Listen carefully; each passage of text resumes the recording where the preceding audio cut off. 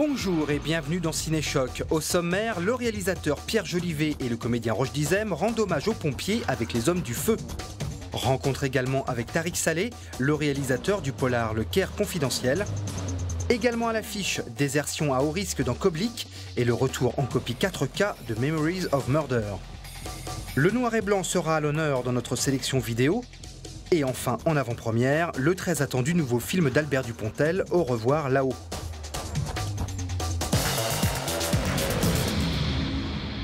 Le réalisateur Pierre Jolivet a eu souvent deux mérites dans sa carrière, aborder des sujets peu fréquentés par le cinéma français et les faire bien. Tu quittes pas ton équipier des yeux, reste bien sur le coup, parce que des fois on regarde le spectacle et c'est à ce moment-là qu'on se fait cramer. Les Hommes du Feu, son 16e film, nous plonge dans le quotidien d'une caserne de pompiers dans le sud de la France et dans laquelle vient d'être nommée une nouvelle adjudante-chef, incarnée par Émilie Dequesne. Une nomination qui ne va pas être sans poser de problème et que devra gérer le commandant des lieux, alias Roch Dizem.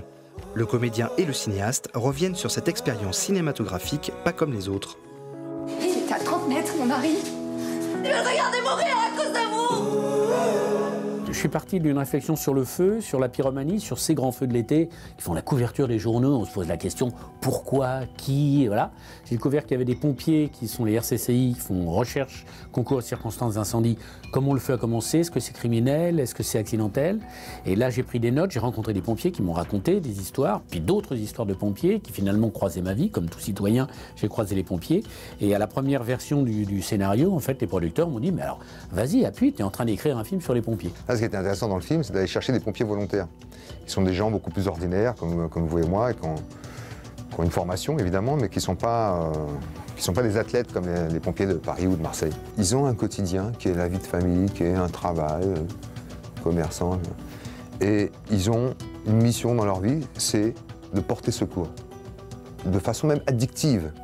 Et c'est le propre de l'humain, ça, de vouloir porter secours. C'est donner aussi un sens à sa vie. Et de ce fait, il est plus facile de se projeter dans la peau d'un personnage comme celui-là.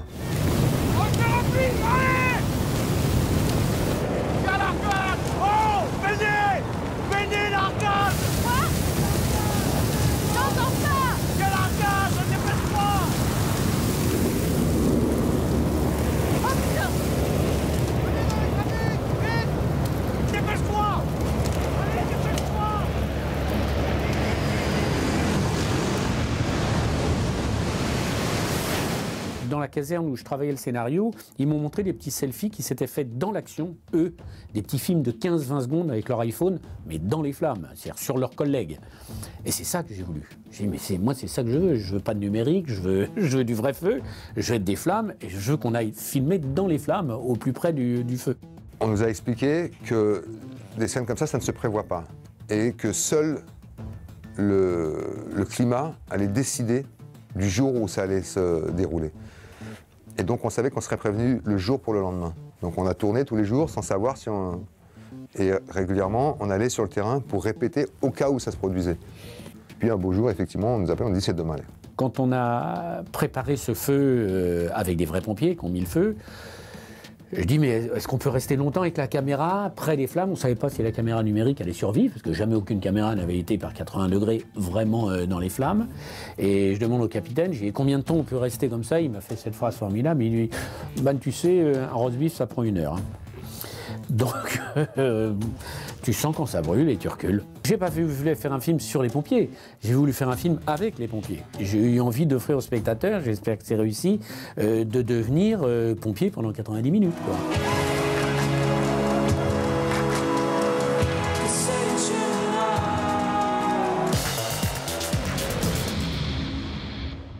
On savait les Scandinaves très doués pour les polars, mais un réalisateur suédois qui transpose son histoire au Caire est un exercice moins fréquent.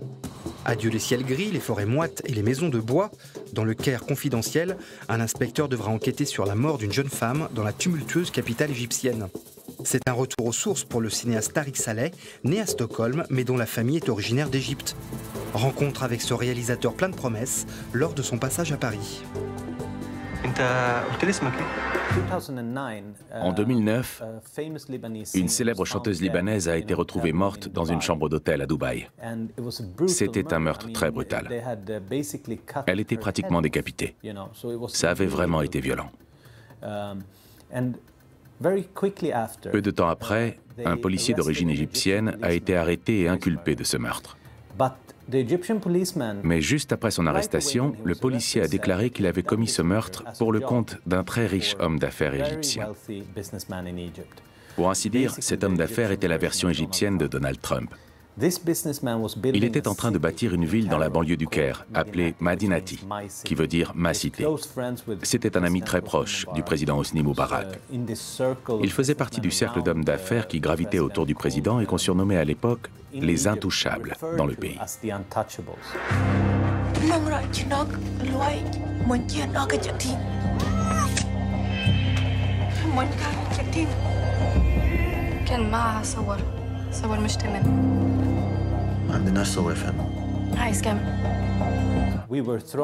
On a été expulsés d'Égypte 3 jours avant le début du tournage du film. Il a donc fallu qu'on recrée la ville du Caire à Casablanca. C'était quelque chose de bien particulier. Mais je pense que ça a été une bonne chose pour le film parce qu'il fallait créer une image émotionnelle de la ville du Caire. Si vous tournez au Caire, vous êtes déjà sur place, et même si tout est typiquement kairote, c'est une ville qui peut être tout et n'importe quoi, comme Paris. Si vous tournez dans un bâtiment moderne, vous n'êtes pas forcément à Paris, ça peut être n'importe où. D'une certaine façon, c'était très positif, parce qu'il a fallu être très spécifique. On est au Caire, mais lequel? Exactement, le Caire selon Noureddin. Pour Noureddin, le Caire est une partie du centre-ville, un quartier ancien où il est très proche de la place Tahrir, là où se trouve le commissariat de Kasr el-Nil dans lequel il travaille. Ensuite, il passe dans l'univers de Shafik, qui est une communauté fermée extrêmement riche. C'est un Caire très différent. Et puis on a aussi l'univers de Gina. C'est le monde des escort girls de luxe au Caire, qui est également bien réel. Chaque fois qu'il y a un incident impliquant la corruption, le personnage se retrouve de plus en plus haut dans la sphère sociale. Parce que dans le film, plus il monte haut dans les strates de la société, plus la corruption est grande.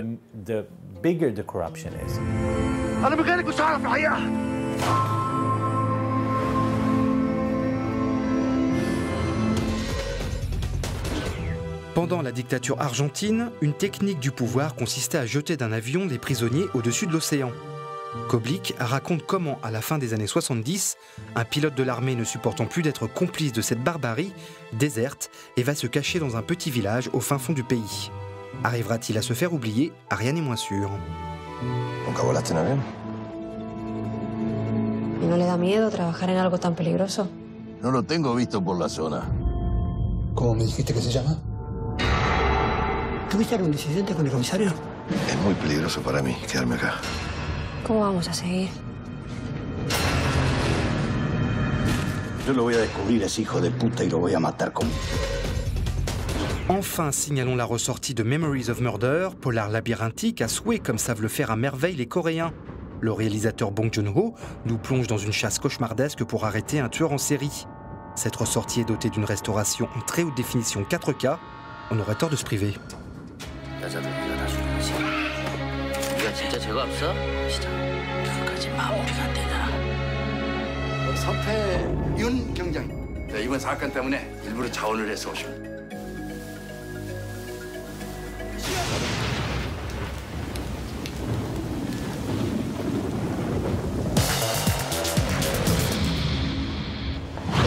La couleur, c'est superflu, la preuve avec cette sélection vidéo spéciale noir et blanc.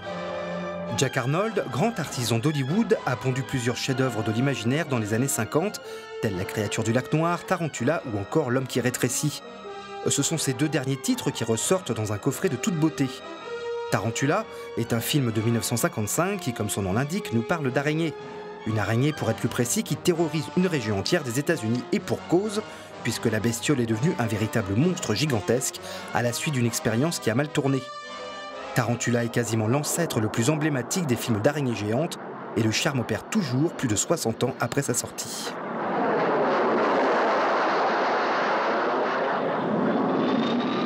Here goes.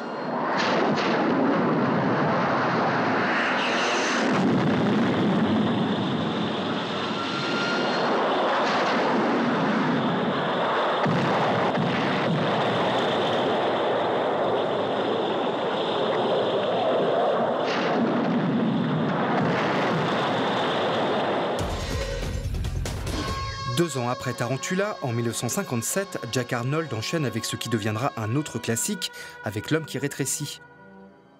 Nous suivrons Scott Carey, un Américain ordinaire qui ne cessera de rapetisser après une exposition à des radiations. Jack Arnold en profite pour démontrer sa maestria technique avec des effets spéciaux qui avaient bluffé le public de son époque. Un scénario signé Richard Matheson, grand auteur de science-fiction, à qui l'on doit également pas mal d'épisodes de la série culte La 4e dimension.